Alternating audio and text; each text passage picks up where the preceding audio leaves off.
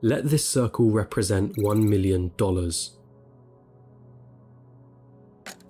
This is what $10 million would look like. This is what $100 million would look like. And this is what $1 billion would look like.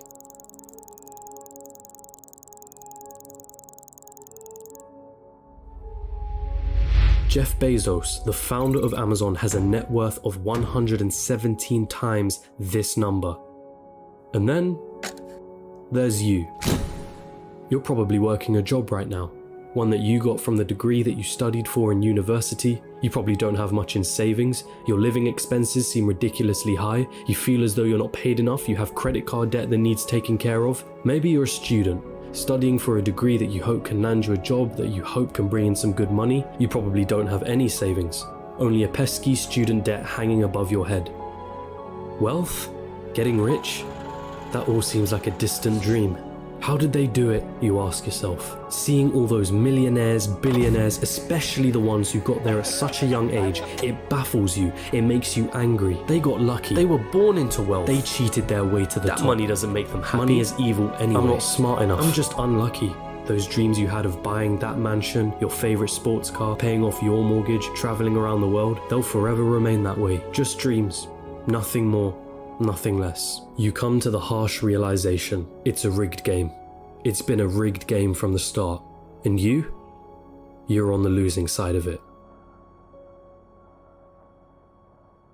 But what if I told you you were wrong?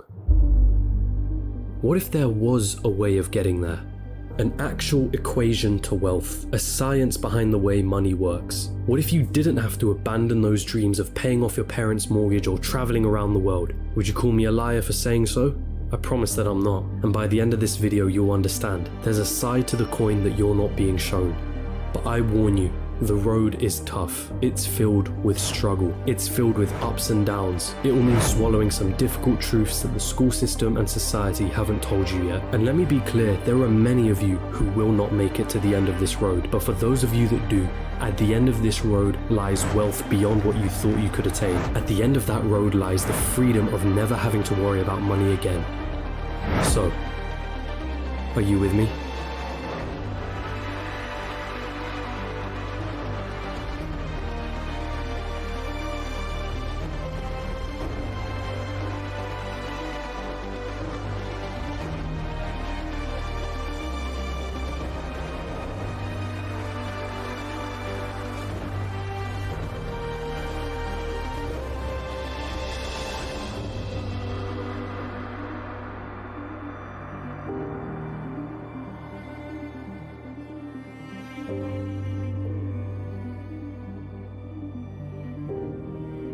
Still with me? Then let's not waste any more time. What do you really think about money? Is it something you work for? Is it earned or is it inherited? Is it the root cause of all evil? Are you desperate to have more of it? Have you been chasing it most of your life?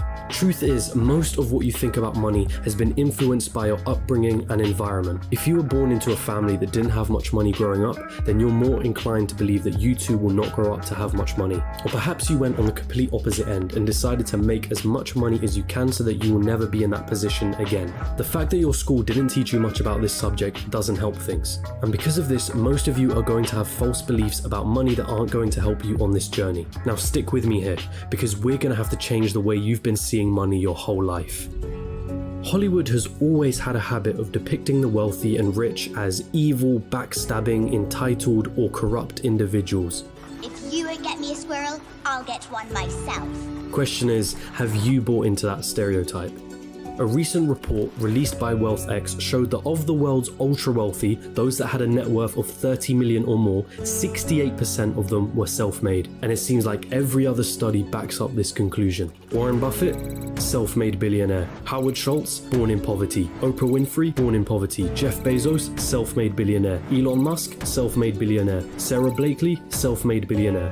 What is it that these people know that you don't? Truth is, your equation is all wrong. Here's the two-dimensional equation that you've been taught. Money equals salary earned from a job. Past a certain point, the prospect of getting a job becomes the sole purpose of your education. So what's wrong with that, you ask? I'm gonna assume that if you're watching this, you want to make money, a lot of it, and in as short amount of time as possible. If that is your goal, then this equation for generating money will never get you there. We all have one precious resource, the most important resource of all, and once it's gone, there's no way of getting it back. That resource is time. In a standard job, the amount of money you earn is dependent on the amount of time you put into that job. If you earned $20 an hour and worked 40 hours a week, it would take you nearly 24 years to reach a total of $1 million.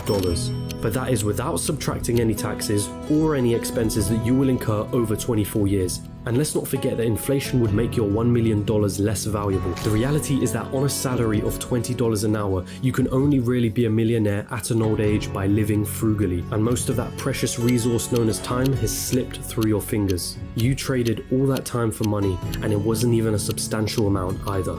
So again, you ask yourself, how is it then that there are self-made millionaires and billionaires at such young ages? What makes them so different? And the truth is, they have a better equation than you. They have a way of understanding money that you haven't quite grasped yet.